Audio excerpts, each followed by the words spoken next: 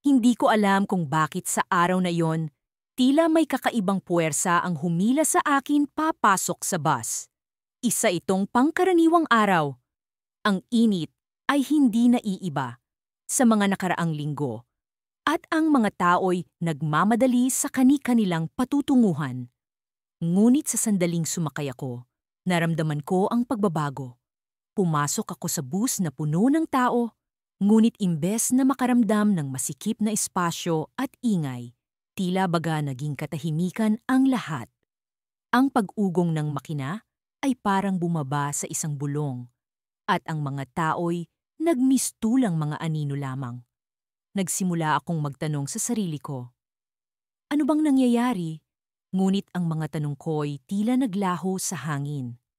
Sa pag-upo ko sa isang lumang upuan, napansin ko ang kakaibang liwanag na bumabalot sa paligid.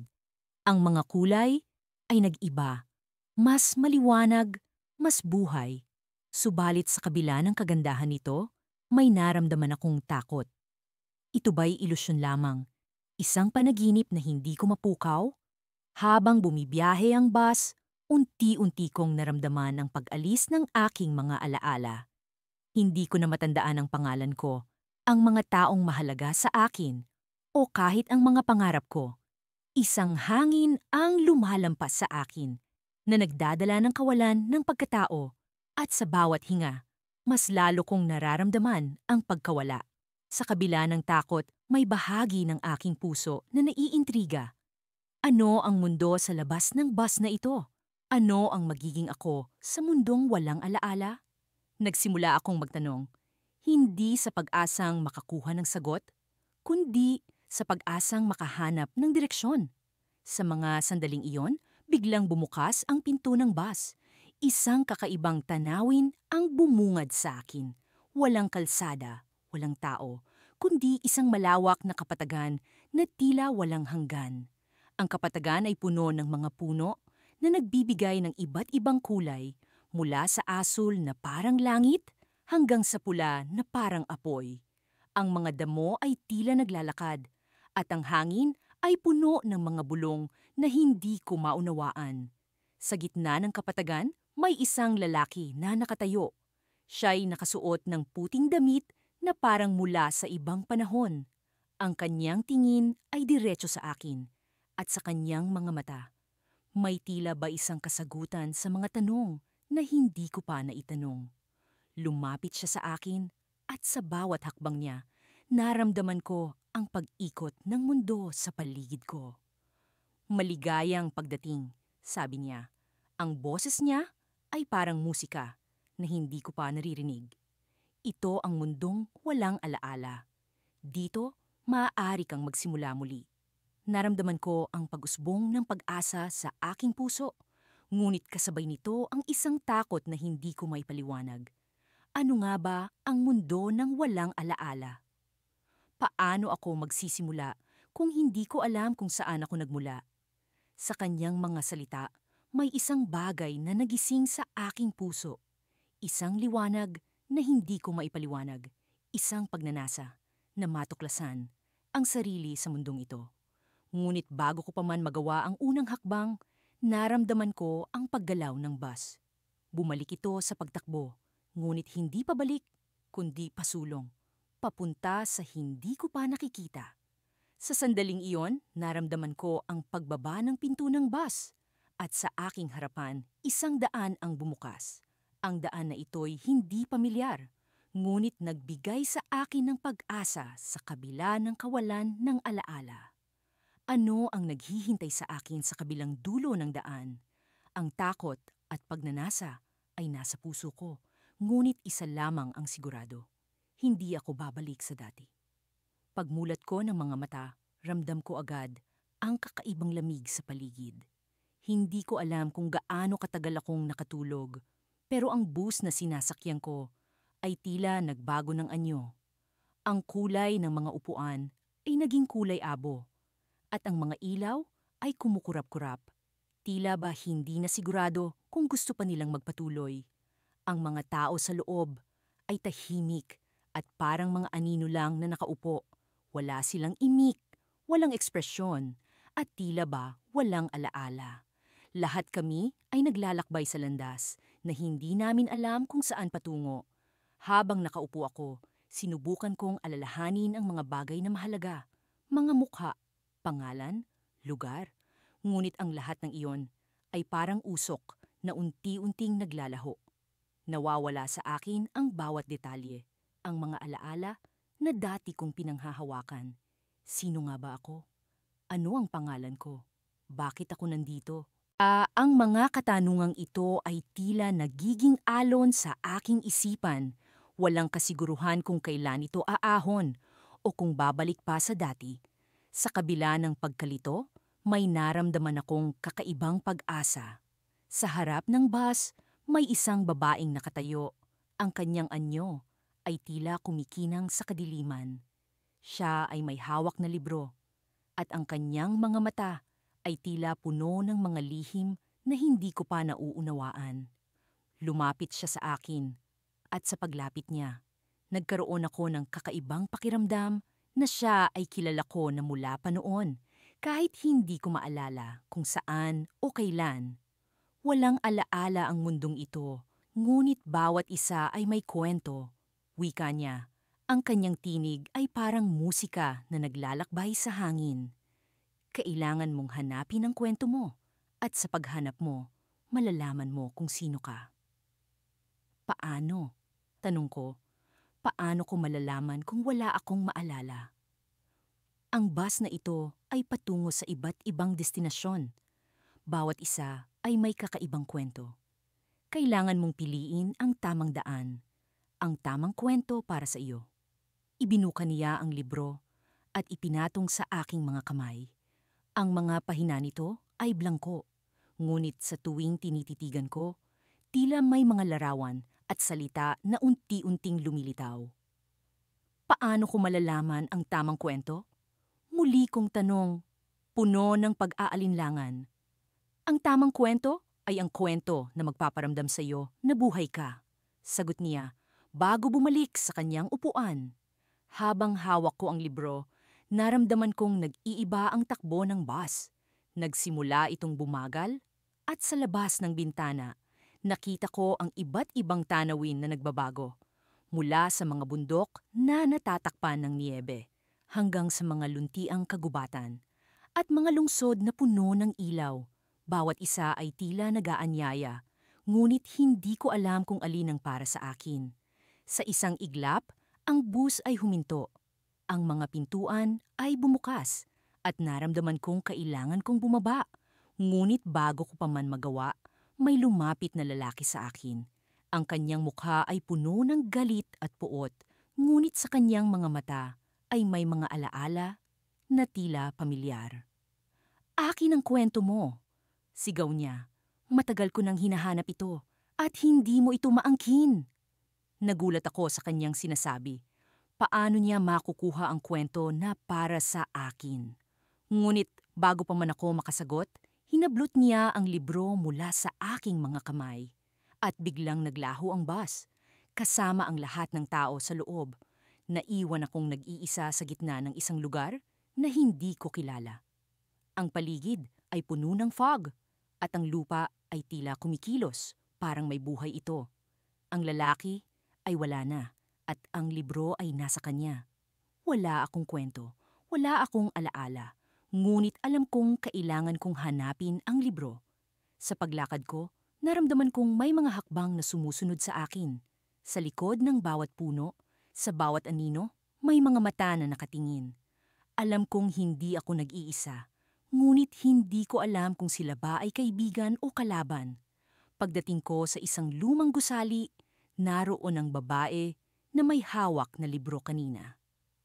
Ang kwento mo ay hindi nawawala. Nasa sayo ito at ang lahat ng kailangan mo ay nasa loob mo. Sa likod ng gusali, may isang pintuan. Sa pintuang iyon, nararamdaman ko ang init ng mga alaala na hindi ko pa nakikita. Mga alaala na kailangan kong matuklasan. Habang binubuksan ko ang pinto, naririnig ko ang pagtibok ng aking puso. Alam kong ito ang simula ng aking tunay na paglalakbay sa mundong walang alaala. At ang kwento ay hindi lamang sa libro. Ang kwento ay nasa akin, naghihintay na mabuhay muli. Ngunit nang buksan ko ang pinto, bumungad sa akin ang isang eksena na hindi ko inaasahan.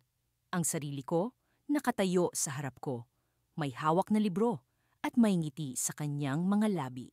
Siya ang tunay na may hawak ng kwento at ngayon kailangan kong harapin siya. Sa bawat pag-ikot ng gulong ng bus, unti-unti kong nararamdaman ang pagkalas ng mga hibla ng alaala sa aking isipan. Parang usok na dumadausdos sa hangin, nawawala ang mga detalye ng nakaraan ko, ang mga pirasong bumubuo sa pagkatao ko. Nagsimula ito sa mga maliliit na bagay. Ang pangalan ng aking paboritong guro, ang mga tawanan kasama ang mga kaibigan, ang init ng yakap ng aking ina. Ngunit habang patuloy sa pagtakbo ang bus, mas malalalim na alaala ang nawawala. Naalala ko ang sinabi sa akin ng konduktor nang sumakay ako. Kapag bumaba ka sa mundo ng walang alaala, hindi ka na babalik bilang ikaw. Sa unay akala ko'y isa lamang itong kwento ng pantasya, isang uri ng babala para sa mga nagnanais na tumakas sa kanilang kasalukuyan. Ngunit ngayon, sa gitna ng aking paglalakbay, nauunawaan ko na ang mga salitang iyon ay may bigat at katotohanan. Sa tabi ko, may isang lalaking nakaupo na tila nakikipag-usap sa sarili. Ang kanyang mga mata ay puno ng lungkot at tila ba hinahanap ang mga nawawalang bahagi ng kanyang sarili. Marahil siya rin ay nawala ng alaala, katulad ko. Ngunit sa halip na matakot, may kakaibang katahimikan sa kanyang ekspresyon. Parang may kalayaan sa pagkawala ng nakaraan. "Anong nararamdaman mo?" tanong niya na ikinagulat ko. Hindi ko inaasahan na makipag-usap siya sa akin. "Hindi ko alam," sagot ko. Parang naglalakbay ako sa kawalan. Parang nawawala ako sa sarili ko. "Yan ang kagandahan ng mundong ito," sabi niya.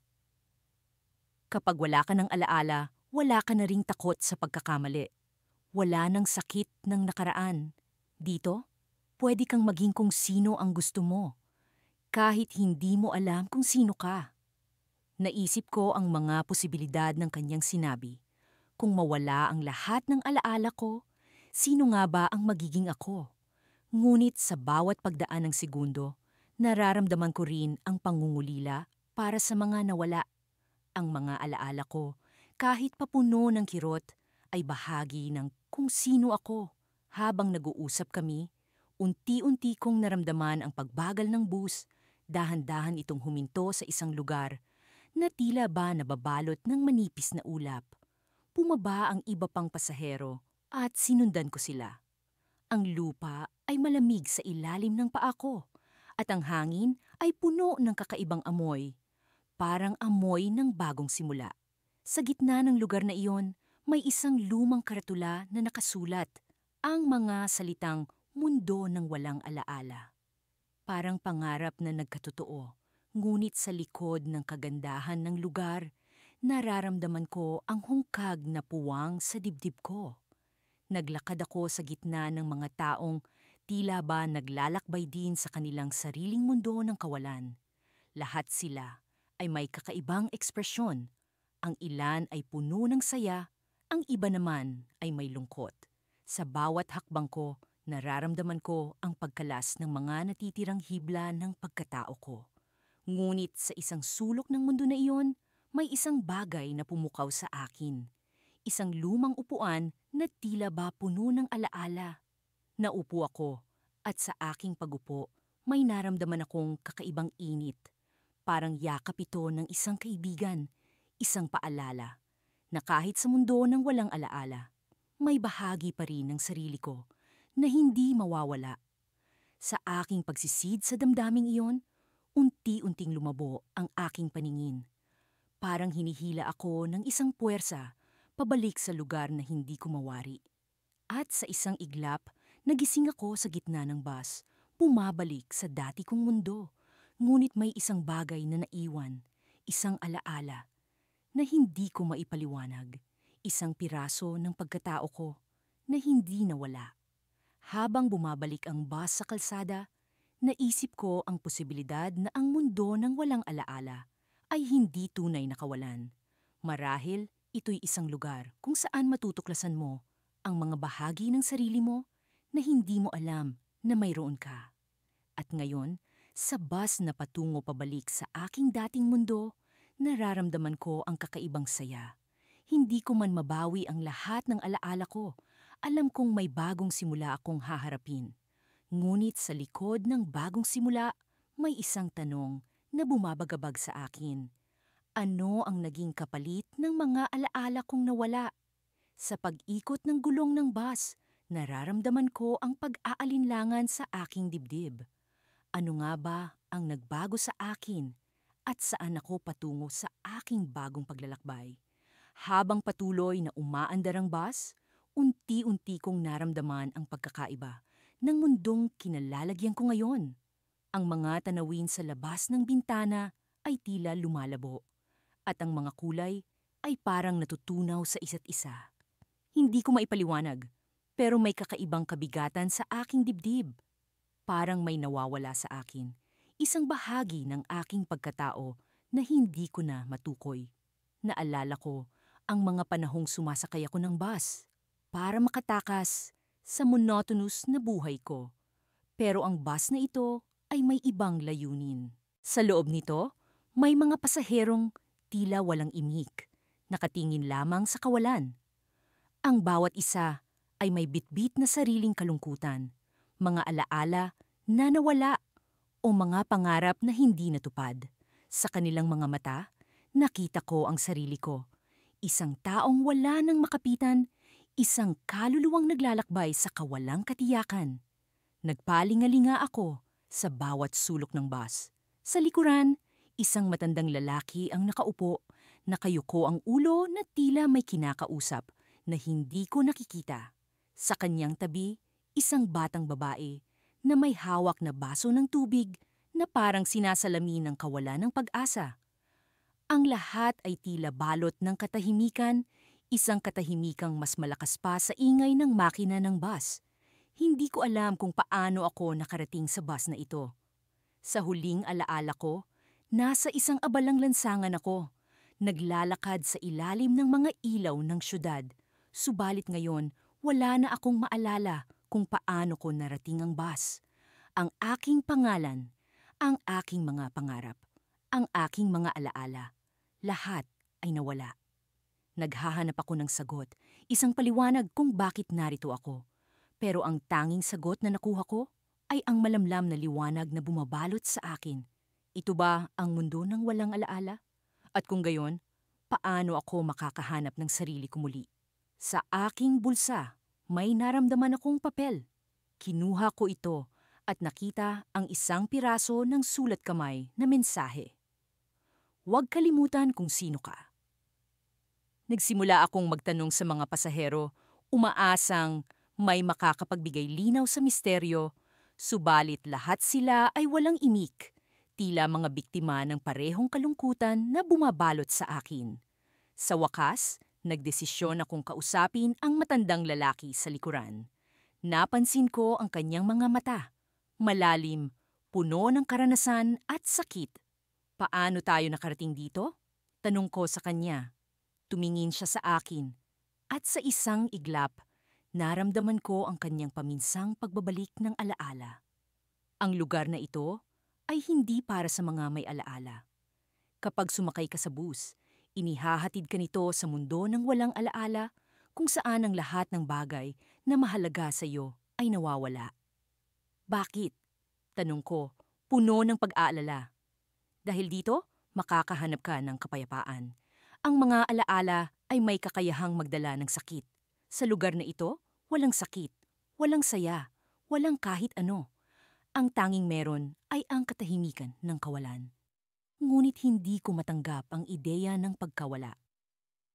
Paano ko makakahanap ng kapayapaan kung ang lahat ng bagay na bumubuo sa akin ay mawawala?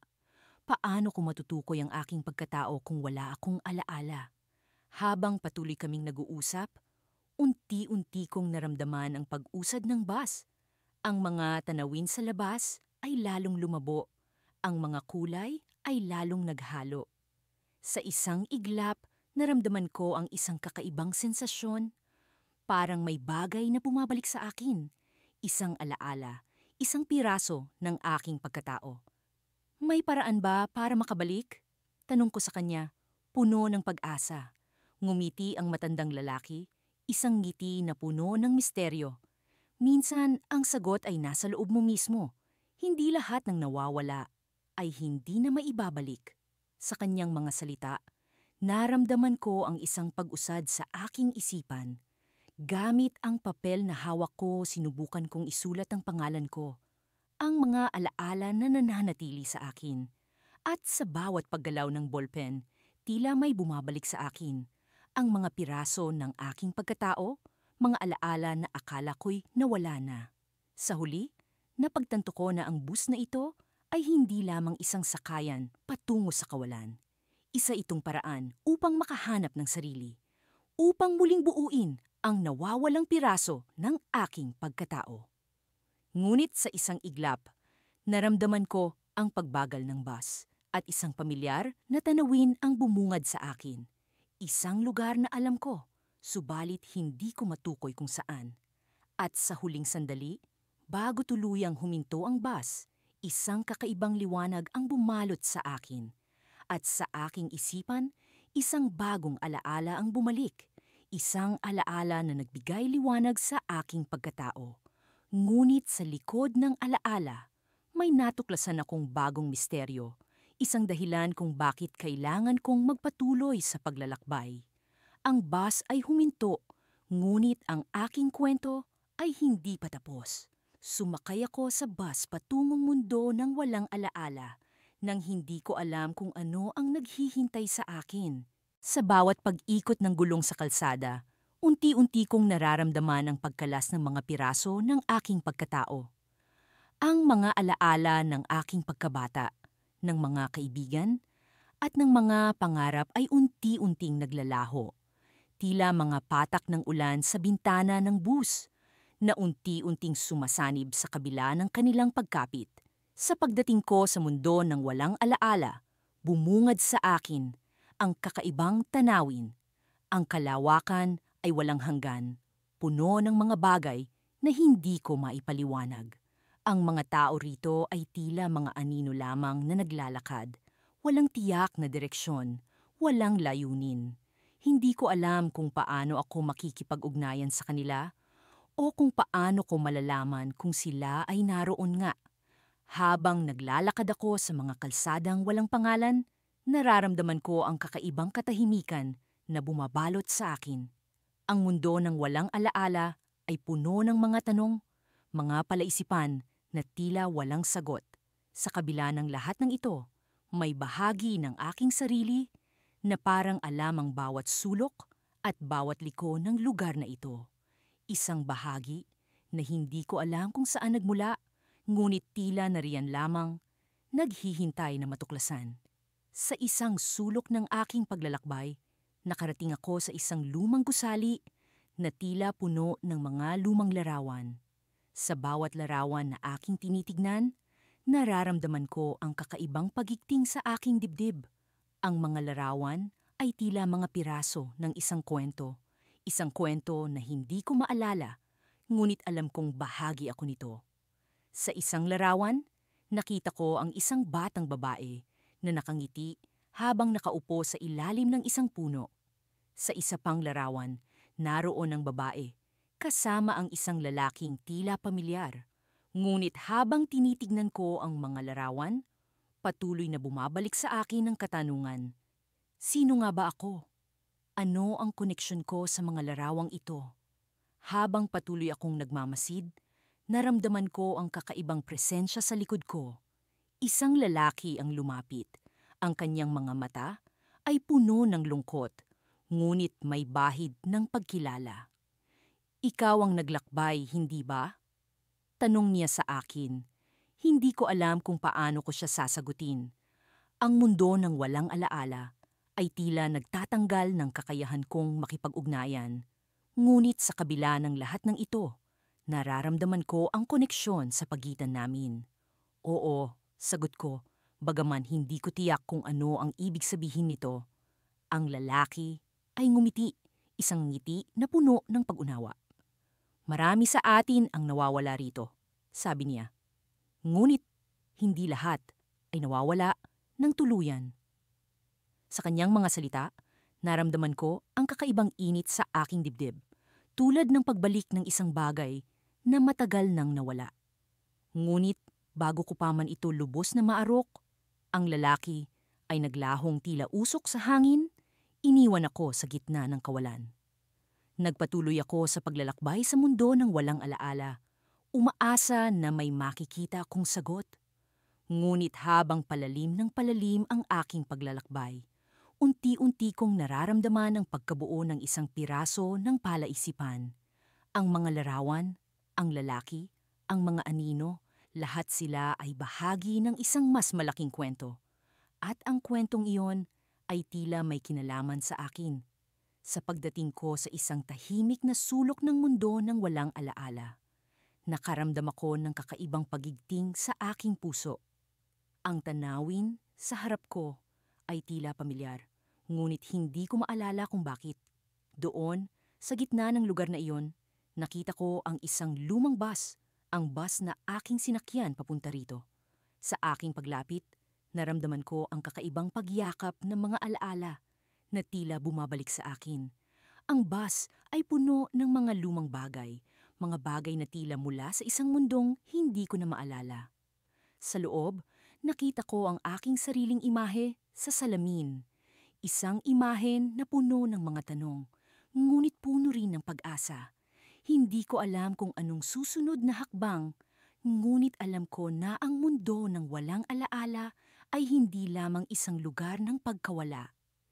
Ito ay isang lugar ng muling pagkilala, isang lugar kung saan ang bawat pagkalas ay may kasamang bagong pagbuo. Ngunit bago ko pa man lubos na makuha ang sagot, narinig ko ang pagbusina ng bus, isang hudyat na may paparating na pagbabago. At sa sandaling iyon, sa pagitan ng kawalan at pagbuo, naramdaman ko ang kakaibang pag-ikot ng mundo, isang pag-ikot na magdadala sa akin sa isang bagong paglalakbay, isang paglalakbay patungo sa muling pagkilala ng aking pagkatao. Ngunit ang tanong ay nananatili.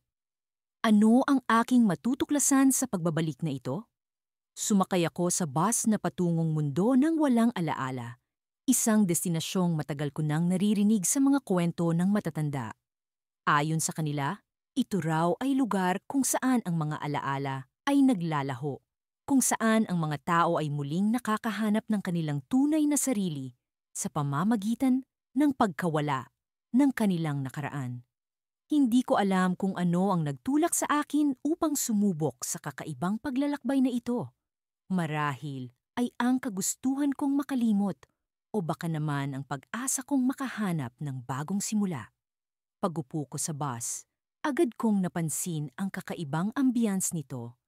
Ang mga ilaw ay malambot, halos parang mga alon na nagkokonekta sa bawat sulok ng sasakyan. Ang mga upuan ay tila may sariling buhay, unti-unting sumasakop sa akin, pinaparamdam ang init at komportabling yakap. Ang mga pasahero ay tahimik, bawat isa ay tila abala sa kanilang sariling mundo. Hindi alintana ang sinumang nasa paligid. Habang papalayo ang bus mula sa kabihasnan, nagsimula akong makaramdam ng kakaibang sensasyon. Ang mga alaala ko ay tila unti-unting naglalaho, parang mga butil ng buhangin na tinatangay ng hangin. Nagsimula sa mga hindi gaanong mahalagang detalye. Kung ano ang kinain ko kahapon, ang kulay ng suot ko noong nakaraang linggo. Ngunit kasabay ng pag-usad ng bus, unti-unti ring nawawala ang mas malalalim na alaala. Ang pangalan ng mga taong mahalaga sa akin, ang mga pangarap na matagal ko nang hinabi. Nang mapagtanto ko ang nangyayari, sinubukan kong kumapit sa mga natitirang piraso ng aking pagkatao. Subalit, parang tubig na dumadaloy sa aking mga daliri. Wala akong magawa, kundi panoorin ang mga ito na unti-unting naglalaho. Ang mundo ng walang alaala ay dahan-dahang binubura ang aking pagkatao. At kasabay nito, ang aking takot at pangamba ay napalitan ng isang kakaibang katahimikan, isang uri ng kalayaan na hindi ko pa nararanasan noon. Sa kabila ng lahat, hindi ko inaasahan ang susunod na mangyayari. Habang papalapit kami sa destinasyon, biglang tumigil ang bus sa gitna ng daan. Ang mga ilaw sa loob ay kumisap-kisap. Ang mga makina ay nag-ingay. At sa isang iglap, ang lahat ng pasahero ay nagising mula sa kanilang katahimikan. Ang bawat isa ay nagtanong, nag-usisa kung ano ang nangyari. Ngunit walang sinuman ang makapagbigay ng kasagutan. Maya-maya pa, ang pinto ng bus ay bumukas ng hindi inaasahan. Sa halip na ang mundo ng walang alaala, isang kakaibang tanawin ang bumungad sa amin. Isang lugar na hindi ko pa nakikita. Isang kalawakan ng mga bituin at mga ulap na tila sumasayaw sa hangin. Sa gitna nito, may isang figura na nakatayo. Isang babae na may kakaibang presensya. Tila kilala ko, ngunit hindi ko maalala kung saan. Lumapit siya sa amin at sa kanyang mga mata ay may tila mensahe na hindi ko maunawaan. Ito ang iyong pagkakataon, sabi niya. Ang kanyang tinig ay nag-echo sa buong paligid. Ang pagkakataon na muling hanapin ang iyong sarili. Ngunit huwag kang matakot sa pagkawala, sapagkat sa pagkawala ay may paglikha. Biglang tumagos sa akin ang kanyang mga salita at naramdaman ko ang isang kakaibang lakas sa loob ko. Ang mundo ng walang alaala ay hindi lamang isang lugar para makalimot, kundi isang puok para matuklasan ang mga bagong posibilidad. Ngunit sa kabila ng lahat ng ito, may isang tanong na bumabagabag sa akin. Sino siya? Sa dulo ng bus, sa gitna ng kaguluhan at pagkamangha, ako'y unti-unting humakbang palabas, papunta sa mundo kung saan ang mga bituin ay sumasayaw at ang mga alaala ay nagiging mga posibilidad. Ngunit sa likod ng lahat ng ito, ang figura ng babae ay nanatiling nakatayo, tila nag-aabang, at sa kanyang mga mata ay may lihim na hindi ko pa lubos na maunawaan. Habang papalapit ako sa kanya, nagising ang isang bahagi ng aking alaala, isang piraso ng nakaraan na matagal ko nang nakalimutan. Ngunit bago ko pa man lubos na maunawaan, biglang naglaho ang figura at ako'y naiwan sa isang mundo kung saan ang mga bituin ay patuloy na sumasayaw at ang mga posibilidad ay walang hanggan. Ano ang susunod kong hakbang? Ang sagot ay hindi ko pa alam. Ngunit sa paglalakbay na ito, natutunan kong hindi lahat ng pagkawala ay patungkol sa paglimot. Minsan, ito rin ay patungkol sa paglikha ng bagong simula. Ang bus na sinakyan ko ay tila isang lumang makina na naglalakbay sa pagitan ng mga dimensyon. Sa bawat pag-ugong nito, pakiramdam ko'y unti-unti akong nilalamon ng kawalan. Sa pag-usad ng bus, ang mga bintana nito ay nagmistulang salamin ng mga alaala na hindi ko nakilala. Ang mga mukha na dumadaan sa aking paningin ay hindi ko na mawari kung akin bang mga kaibigan, pamilya o mga estranghero lamang. Nagsimula akong magtanong sa sarili, sino nga ba ako bago sumakay sa bus na ito? Ang bawat pag-iisip ay tila lumulubog sa isang malalim na dagat ng kalimot. Ang pagkapit ko sa aking identidad ay parang buhangin na unti-unting naglalaho sa aking palad. Sa gitna ng pagkalito, ang tanging malinaw sa akin ay ang pag-asang makahanap ng kasagutan sa mundong patungo ko.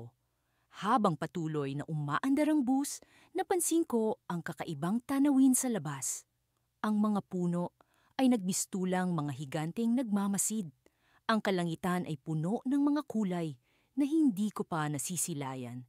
At ang mga ulap ay sumasayaw sa himpapawid na parang mga alon sa dagat. Sa kabila ng kagandahan nito, may kung anong bahid ng panganib na bumabalot sa paligid. Isa sa mga pasahero, isang matandang lalaki na may hawak na lumang libro ang biglang lumapit sa akin. Hindi ka nag-iisa sa paglalakbay na ito, sabi niya, at ang boses niya ay tila boses ng libu-libong kaluluwa. Maraming nawawala sa kanilang sarili, ngunit hindi lahat ay nagtatagumpay na mahanap muli ang kanilang daan. Napakunot ang noo ko. Tila may nais siyang ipahiwatig na hindi ko palubos na nauunawaan. Nagsimula siyang magkwento tungkol sa mga taong pumunta sa mundo ng walang alaala, ang lugar kung saan ang bawat hakbang ay isang pagsubok upang muling makilala ang sarili. May mga pumunta roon at bumalik na may bagong pagkatao, ngunit may ilan na tuluyan ng naglaho, dagdag pa niya. Habang nag-uusap kami, unti-unting bumababa ang bus sa isang lugar na tila isang mahalikang gubat. Ang mga puno dito ay may gintong dahon at sa bawat paggalaw ng hangin, ang mga ito'y kumikinang na parang mga bituin. Bumaba ang ilan sa mga pasahero, dala ang kanilang mga pag-asa at takot. Ako rin ay bumaba na ang puso'y puno ng pag-aalinlangan at pananabik. Naglakad ako sa gitna ng gubat, sinusundan ng liwanag na tila ng aandyaya. Sa bawat hakbang, nararamdaman ko ang kakaibang enerhiya na bumabalot sa akin. Nagpatuloy ako hanggang sa marating ang isang ilog na kumikinang sa ilalim ng liwanag ng buwan. Sa paglapit ko, nakita ko ang refleksyon ko sa tubig, ngunit hindi ko ito makilala. Ang babaeng nakikita ko ay may mga mata na puno ng misteryo, at sa likod ng mga ito'y may mga alaala na hindi ko matukoy. Biglang may lumitaw na mga imahe sa tubig, mga tagpo ng aking nakaraan, mga alaala ng mga taong mahalaga sa akin. Ngunit ang mga ito'y waring pira-piraso lamang. Hindi ko mapagsama-sama ang mga ito upang buuin ang kabuuan ng aking pagkatao. Sa gitna ng pagkalito, narinig ko ang bulong mula sa mga puno. Ang tunay na pagkatao ay hindi nawawala, kundi nagbabago, sabi ng mga ito. Ang paglalakbay mo ay hindi lamang upang mahanap ang nawala, kundi upang matuklasan ang bago. Sa puntong iyon, napagtanto ko na ang mundo ng walang alaala ay hindi lamang isang lugar kung saan ang mga alaala ay naglalaho, kundi isang lugar kung saan ang bawat hakbang ay isang pagkakataon upang muling likhain ang sarili. Ang pagkalimot ay hindi katapusan, kundi simula ng isang bagong daan. Ngunit bago ko pa lubos na maunawaan ang mensaheng ito, narinig ko ang tunog ng bus na bumabalik. Tila may umuurong na puwersa na humihila sa akin pabalik. Nagmadali akong sumakay, ngunit sa pag-alis ng bus, napansin ko ang isang kakaibang bagay. Ang matandang lalaki na nakausap ko kanina ay wala na sa loob. Sa kanyang iniwang upuan ay may isang lumang libro. Binuksan ko ito at sa unang pahina ay may nakasulat. Para sa babaeng naglalakbay upang muling makilala ang sarili. Ngunit ang sumunod na mga pahina ay blangko. Tila naghihintay sa akin upang punuan ang mga ito ng bagong kwento. Doon ko napagtanto na ang bus na ito ay hindi lamang sasakyan patungo sa mundo ng walang alaala, kundi isang sasakyan patungo sa pag-unawa. At ang tunay na twist, ang kwento ko ay hindi pa tapos, kundi nagsisimula pa lamang. Sa bawat pag-ikot ng mga gulong ng bus, tila mas lumalayo ang aking mga alaala sa akin. Ang mga pangkaraniwang tunog ng makina ay naging himig ng paglimot, at sa bawat paghinga, unti-unti kong nararamdaman ang paghupa ng mga alaala. Parang usok na unti-unting naglalaho sa hangin. Ngunit sa kabila ng lahat ng ito, may isang bahagi ng aking sarili na pilit na kumakapit sa aking pagkatao. Nagsimula akong mapansin ang kakaibang mga pasahero sa bus. May isang matandang lalaki na may hawak na lumang aklat, tila binabalikan ang mga pahina na wala nang nakasulat. Katabi niya ang isang batang babae na may hawak na laruan, ngunit ang laruan ay tila walang hugis. isang bagay na hindi ko mawari. Sa likuran, may isang dalaga na tahimik na umiiyak, ngunit ang kanyang mga luha ay tila walang patutunguhan, bumabagsak sa sahig na tila nawawala sa kawalan. Minsan, ang pagkawala ay simula ng bagong paglikha. Bulong ng konduktor habang matamang nakatingin sa akin. May kakaiba sa kanyang mga mata. Parang nakikita niya ang di ko nakikita, mga alaala na di ko maalala. Kailangan mo lang tanggapin na ang paglimot ay bahagi ng pagbuo mo. Ngunit paano ko tatanggapin ang pagkawala ng sarili kung ang sarili ko ay ang tanging bagay na kilala ko? Habang patuloy ang biyahe, muling sumagi sa isip ko ang tanong, sino nga ba ako bago ko sinakyan ang bus na ito? Ang mga pangalan, mga mukha, at mga pangyayari na minsang bahagi ng aking buhay ay nagmistulang mga anino na lumalabo sa dilim. Sa kabila ng paglimot, naramdaman kong may piraso ng sarili kong pilit na nagtatago sa likod ng mga ulap ng kawalan. Sa isang iglap, naramdaman kong bumagal ang takbo ng bus. Lumabas sa bintana ang tanawi ng isang daan na puno ng mga bulaklak na hindi ko mawari ang kulay. Ang mga bulaklak ay tila sumisibol mula sa lupa na walang alaala.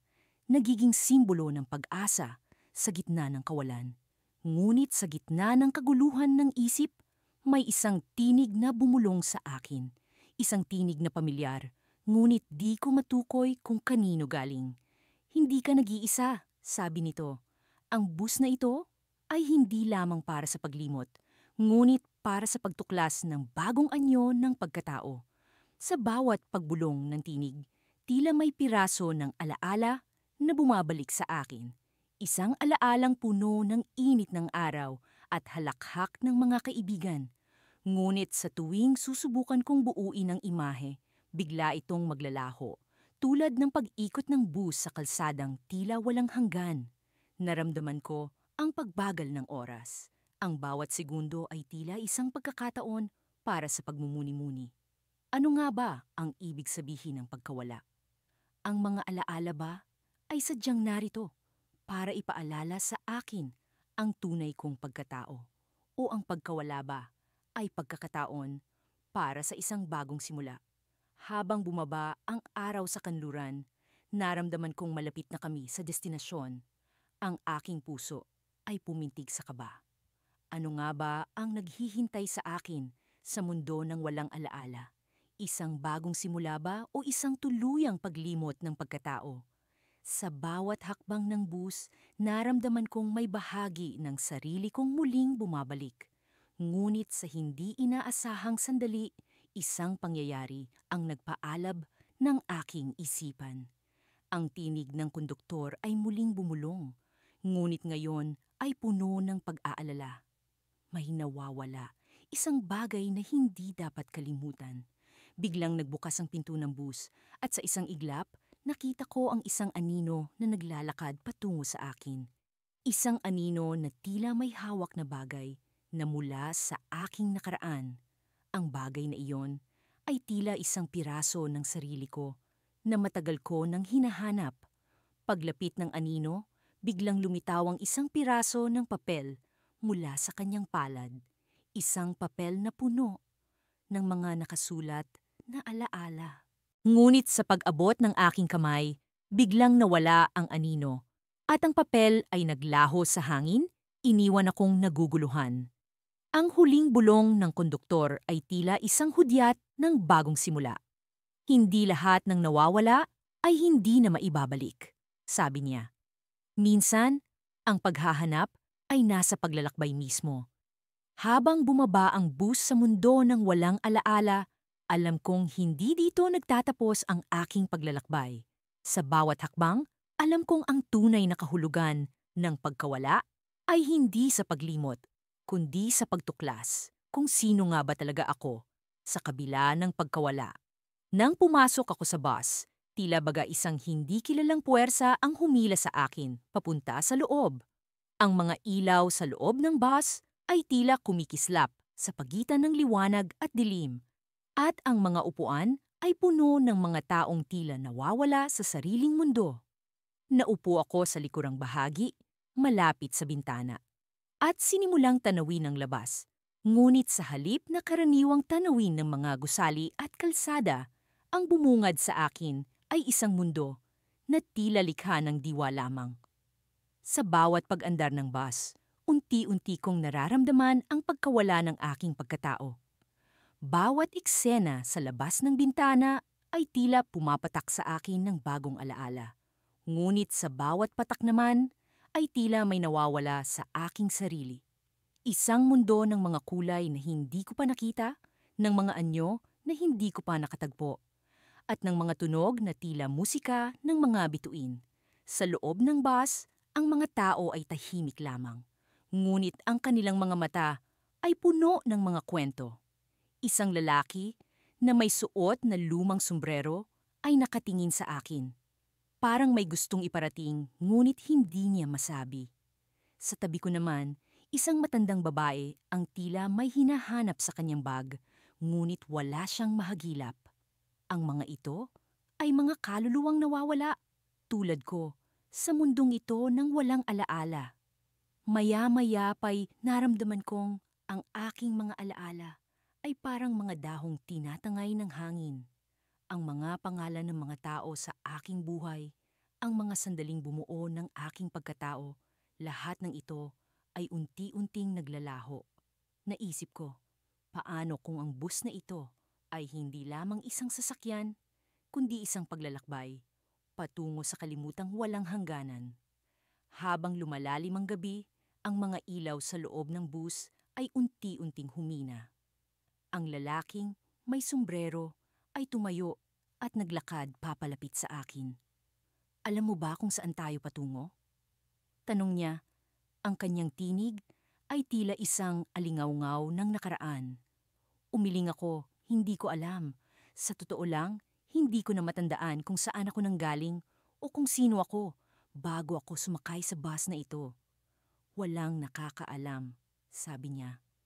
Pero lahat tayo ay may dahilan kung bakit tayo nandito. Sinubukan kong alalahanin kung ano ang dahilan ko, ngunit wala akong mahagilap.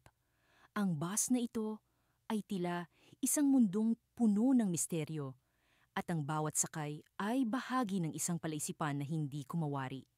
Ang matandang babae sa tabi ko ay napabuntong hininga. Ang mga alaala ay mahirap makuha muli, sabi niya, nang may lungkot sa tinig. Ngunit minsan, kailangan nating kalimutan upang malaman ang ating tunay na pagkatao. Tila may punto siya, ngunit paano kung ang kalimutan ay hindi pala ang sagot sa paghahanap ng sarili? Sa bawat oras na lumilipas, nararamdaman kong nalalapit na ang aming destinasyon. Ngunit hindi ko alam kung ano iyon, isang lugar na walang alaala o isang bagong simula.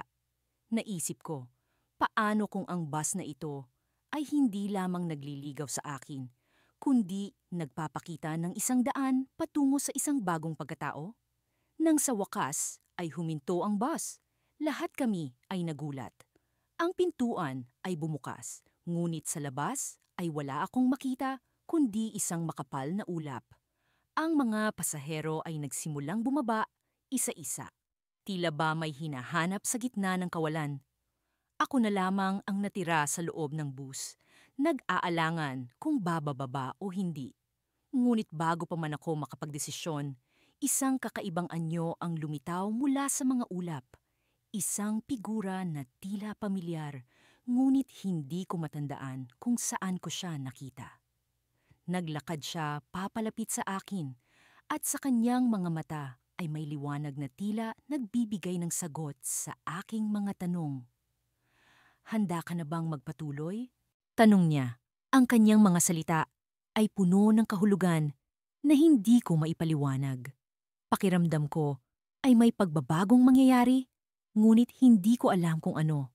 Sa wakas, bumaba ako sa bus, at sa sandaling iyon, naramdaman kong tinanggap ko ang aking bagong pagkatao. Ngunit sa paglingon ko sa bus, nakita kong wala na ito doon. Isang ilusyon lamang ba ang lahat ng ito?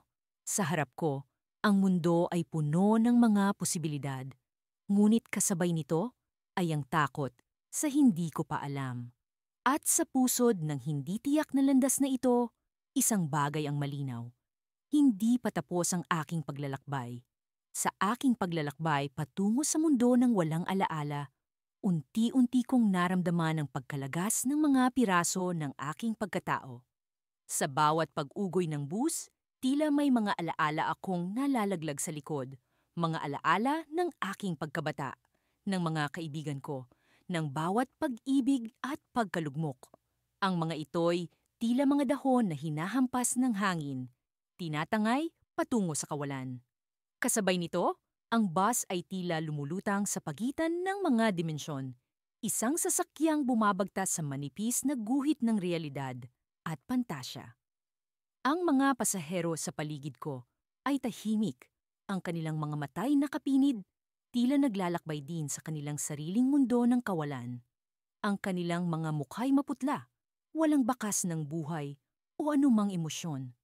Ako'y tila nalulunod sa dagat ng katahimikan. Ang tunog ng makina ng bus, ang tanging musika sa aming paglalakbay. Sa loob ng bus, may isang malaking bintana sa tabi ko at sa labas nito'y hindi tanawin ng kalye ang makikita, kundi mga imaheng lumilipad, mga piraso ng alaala na hindi ko na mawari kung akin pa ba o sa iba. May mga mukha, tanawin, mga pangyayari na tila nangangako ng kasaysayan ngunit walang pangalan, walang konteksto. Ang mga ito'y nagiging bahagi ng isang collage na hindi ko na masundan. Sa isang saglit, nakaramdam ako ng takot. Paano kung tuluyang mawala ang lahat ng alaala ko? Paano kung dumating ako sa mundo ng walang alaala at hindi ko nakilala ang sarili ko? Ngunit sa kabila ng takot, may bahagi sa akin na nasa sabik sa posibilidad ng pagiging bago, ng paglikha ng panibagong pagkatao. Ano ang magiging anyo ko kung mawala ang lahat ng dati kong karga? Sa gitna ng aking pag-iisip, bumukas ang mata ng isang pasahero sa harap ko. Isang matandang lalaki, ang kanyang mga mata'y nagtataglay ng liwanag na tila nagsasabing may alam siya. Nagtagpo ang aming mga mata at sa isang iglap, naintindihan ko na siya'y hindi basta pasahero. Siya'y isang gabay, isang tagapagsalita ng mundo na aming patutunguhan.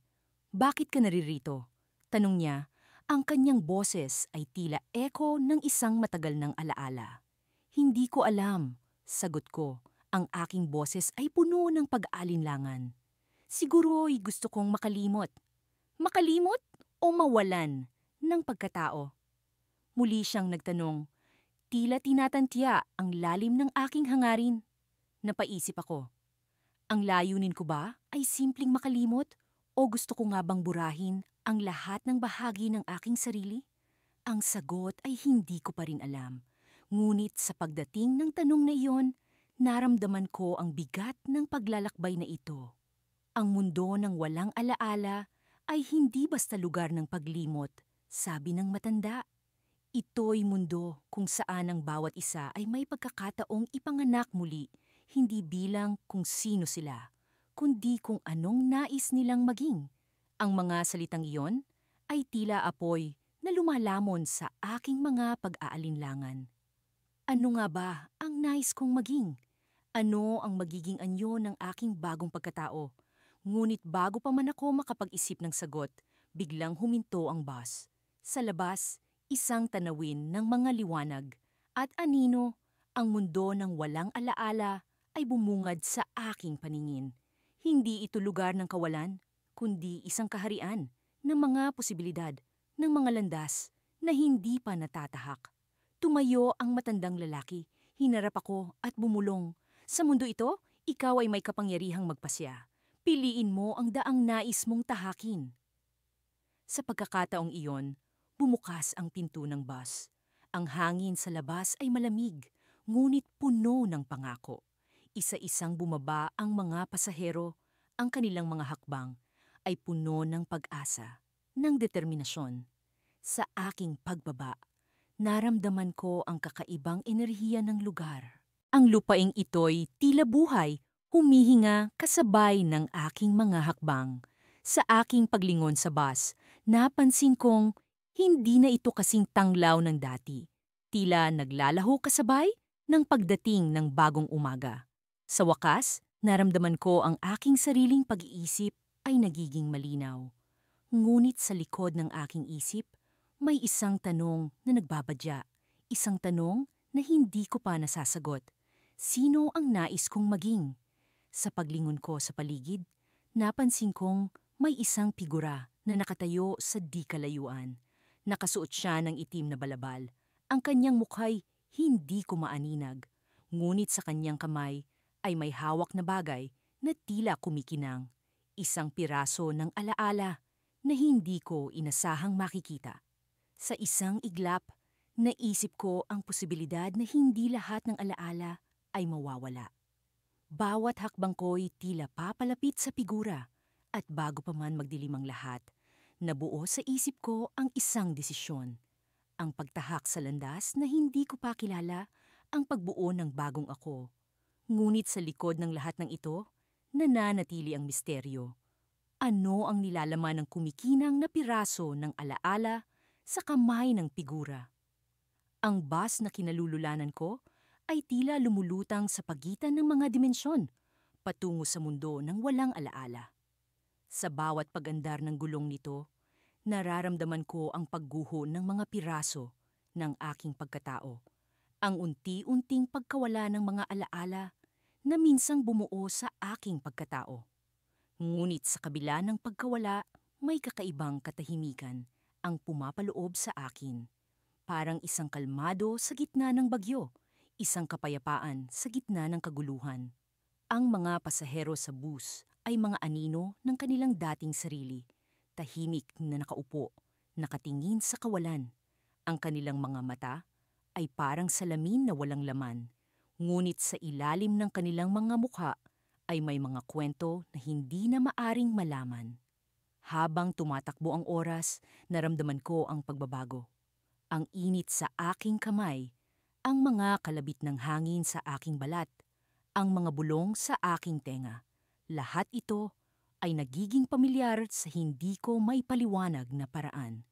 Ang mga lugar na aming dinaraanan ay tila pamilyar, ngunit hindi ko matukoy kung paano o bakit.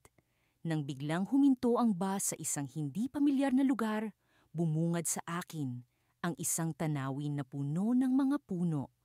Ang kanilang mga dahon ay kumikislap na parang mga bituin sa ilalim ng liwanag ng buwan. Sa gitna ng kagubatan, may isang daan na tila nawawala sa kadiliman. Narinig ko ang isang tawag, isang bulong na nagmumula sa likod ng mga puno. Isang tawag na parang nagmumula sa pinakalalim na bahagi ng aking kaluluwa. Hindi ko alam kung ano ang nagtulak sa akin, ngunit napababa ako ng bus. Ang mga paa ko ay gumagalaw ng hindi ko iniisip.